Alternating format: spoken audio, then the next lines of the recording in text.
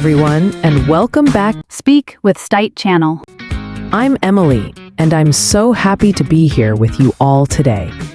And I'm Paul. It's great to be back, Emily. We have a fantastic episode lined up for all our amazing listeners today. We really do, Paul. Before we dive into our topic, we just want to say a huge thank you to everyone who has been supporting us. Your likes, shares, and subscriptions mean the world to us. They really do. So if you haven't already, please take a moment to subscribe, Speak with Stite channel. share this episode with your friends who are learning English, and hit that like button. It helps us reach more people and continue making these podcasts for you. Absolutely. And now, for today's topic, something I know many of you have asked about. We're going to talk about the top 5 English mistakes. Oh, this is a good one, Emily. I think everyone, no matter their level, has made some of these mistakes. It's totally normal, right? Totally normal, Paul, and that's why we wanted to do this episode. It's not about feeling bad if you make these mistakes. It's about learning from them and improving your English. We all make mistakes, even native speakers sometimes. Okay, Emily, let's start with our first common mistake. This one catches a lot of people off guard. 2 versus 4. Ah, yes, this is a classic. Many times, English learners use 4 when they should use 2, and vice versa. It can be a bit confusing because in some languages, one word might cover both meanings. Exactly. Let's break it down. We generally use 2 when we're talking about direction or destination. Think about movement.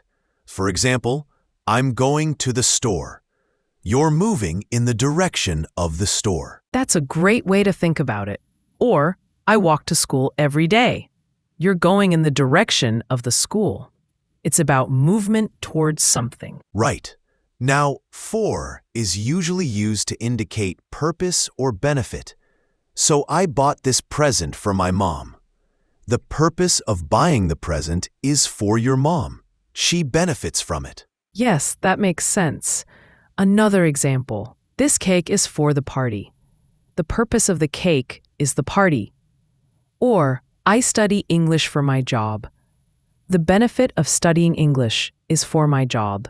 So if you're saying, I bought a coffee to you, that sounds a bit off, right? It should be, I bought a coffee for you. You're buying it for their benefit. Precisely. Or, I need to talk for you. No, it should be, I need to talk to you. You're directing your talk towards them. It's about the recipient of the action. So, a good little trick is to think, am I going somewhere? Or am I giving something to someone? Or am I talking to someone? Then it's probably 2. And if you're thinking, what is the reason or who benefits from this? Then it's probably 4. It takes practice, but once you get the hang of it, it becomes much more natural. Okay, Emily, moving on to our second common mistake. This one is another pair that often causes confusion. Say versus tell. Oh, this is a big one. I hear this mistake a lot. Can you say me your name? Or he told that he was tired. Exactly. Let's clarify. The main difference between say and tell often comes down to whether you mention the listener or not. That's a good way to put it. We usually use say when we are simply stating something, and we don't necessarily mention who we are speaking to. For example, he said that he was tired. We don't say who he said it to. Perfect example. Or she said hello. Again, we don't know who she said hello to, just that she said it. It's more about the words spoken. Now, tell almost always needs an object after it, meaning you need to say who you are telling something to. So, he told me that he was tired. Here, me is the object. Yes. Or she told her friends a funny story. Her friends is the object. You need to specify who received the information. So you wouldn't say she told a story without saying who she told it to. You'd say she told a story to us, or more commonly, she told us a story. That's right. Think of tell as needing a receiver of the information. Tell me, tell him, tell us. But with say, you just say the words. He said hello. She said goodbye. So, if someone asks you, "What did she say?" you might reply, "She said she was busy." You don't need to add me after said. But if they ask, what did she tell you? Then you would say, she told me she was busy. The you in the question prompts the me in the answer. It's all about that direct object, the person receiving the information. Once you start paying attention to that, say and tell become much clearer. All right, Emily. Our third common mistake is one that even native speakers sometimes get wrong. So don't feel bad about this one. Affect versus effect. Oh, this is a tricky one. And it's tricky because they sound so similar, but they're usually different parts of speech. Exactly. The easiest way to remember this is that affect is almost always a verb. It means to influence or have an impact on something. Think of it as an action. So, for example, the rain will affect our plans. The rain is actively influencing or changing the plans. Or, his words didn't affect her. His words didn't have an impact on her. Right. It's the action of influencing. Now, effect is almost always a noun. It refers to the result or outcome of an action. Think of it as the consequence. So if the rain affects our plans, then the effect might be that we have to stay home. The rain caused something to happen, and that something is the effect. Perfect. Or, his words had no effect on her. The result of his words was nothing. There was no change. Another way to think about it, effect is the cause and effect is the result. The new law will affect everyone. The law is the cause. It will influence people. The effect of the new law was a lot of changes. The changes are the results. Sometimes people try to remember it by thinking of A for action, affect, and E for outcome, effect, can be a little mnemonic. Yes, that can help. And while there are rare exceptions where effect can be a verb, meaning to bring about, like to effect change, and affect can be a noun, like a psychological term, for everyday English, just remember, affect is a verb, to influence, and effect is a noun, the result. If you can just stick to that rule, you'll avoid this mistake almost every time. It's a really common one, so mastering it will make your English sound much more natural. Paul, our fourth common mistake is something we hear quite often, especially with groups or teams. It's the mix-up between is and are with collective nouns. Oh, this is a classic. Things like, the team are playing well, or the family is coming. It can be confusing because the word itself looks singular, but it represents many people. Exactly. A collective noun is a noun that looks singular, but refers to a group of individuals. Common examples include team, family, government, audience, group, committee. So the rule of thumb is, if you're thinking of the group as one single unit acting together, you use is, singular verb. Yes. For example, the team is playing well. Even though there are many players, they are acting as one team. Or, my family is visiting next week.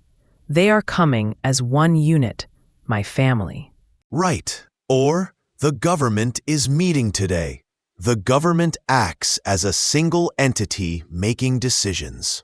Now, if you're thinking of the individual members within that group acting separately, you use are, plural verb. This is where it gets a little nuanced. For example, the team are putting on their shoes. Here, you're thinking of each individual player putting on their own shoes, not the team as a single unit doing it. That's a great example. Or, my family are arguing about what movie to watch. Here, the individual members of the family are having separate arguments. They are not acting as one single unit arguing. So, often, if it's an action that each person in the group performs individually, you might use are. If it's an action the group as a whole performs, you use is. In American English, it's very common to use is with collective nouns most of the time, even when referring to individual actions. For example, the team is putting on their shoes is often accepted. However, in British English, it's more common to use are when the individual members are emphasized. That's a good point about the difference between American and British English. But for learners, a safe bet is often to use is with collective nouns when you're talking about the group acting as a single unit. It's less likely to sound incorrect. And when in doubt, try to rephrase. Instead of the team are happy, you could say the players on the team are happy, which clearly indicates the plural. But sticking to the unit versus individuals rule is a good start. All right, Emily, we've reached our fifth and final common mistake for today, and this one involves comparing things. Less versus fewer. Ah, yes. This is another one that gets mixed up quite a bit. I have less problems, or there are fewer sugar. Exactly the kind of examples we hear. The key difference here is whether the noun you're talking about is countable or uncountable. Let's start with fewer. We use fewer for things we can count individually. Think of items you can point to and count one by one. So, for example, I have fewer books than you. You can count books. 1 book, 2 books, 3 books. Or there are fewer cars on the road today. You can count cars. Right. Fewer people, fewer mistakes, fewer apples. If you can put a number in front of it, use fewer. Now, less is used for things that are uncountable or that we think of as a mass or quantity. We can't count them individually. Like water, sugar, time, information. You don't say 1 water, 2 waters. You say some water, a lot of water. Precisely. So I have less water in my glass. You can't count individual waters. Or I have less time than you. You measure time, but you don't count it as individual units in this context. Another good example. He has less money now. While you can count individual dollars or euros, money itself is often treated as an uncountable noun in a general sense. Yes. So, less traffic, less stress, less information. If you can't easily count it, use less. A simple way to remember it is fewer for things you can count, things you can number, less for things you can measure, things you can quantify but not number. That's a great distinction. And while you might hear less people in very informal speech, it's grammatically incorrect. To sound more polished and correct, always aim for fewer people. This one, like the others, takes a little practice to make it automatic. But once you get it, you'll notice how often it's used correctly and incorrectly. So there you have it, our top 5 English mistakes that many learners make. We've talked about to versus for, say versus tell, affect versus affect, is versus are with collective nouns, and less versus fewer. And remember, making mistakes is a natural part of learning. The important thing is to be aware of them and keep practicing. Every mistake is a step closer to speaking more confidently and correctly. Absolutely. The best way to improve is to actively try to use these corrections in your speaking and writing. Don't be afraid to try. And if you're ever unsure, that's what we're here for. You can always re-listen to this episode or look up more examples online. There are tons of resources out there. Yes, and speaking of resources, we'd love for you to subscribe Speak with Stite channel. if you haven't already. It helps us grow and bring you more great content like this. Don't forget to share this episode with anyone you know who is learning English. It could really help them too. And we want to hear from you. Leave us a comment below and tell us, which of these mistakes do you find most challenging? Or have you successfully overcome one of these common errors? Share your experience. We love reading your comments and getting your feedback. It helps us understand what you need and what topics you'd like us to cover next. Thank you so much for joining us today on Speak with Stite channel. Keep Practicing, Keep Learning, and we'll see you in the next episode. Bye, everyone. See you next time.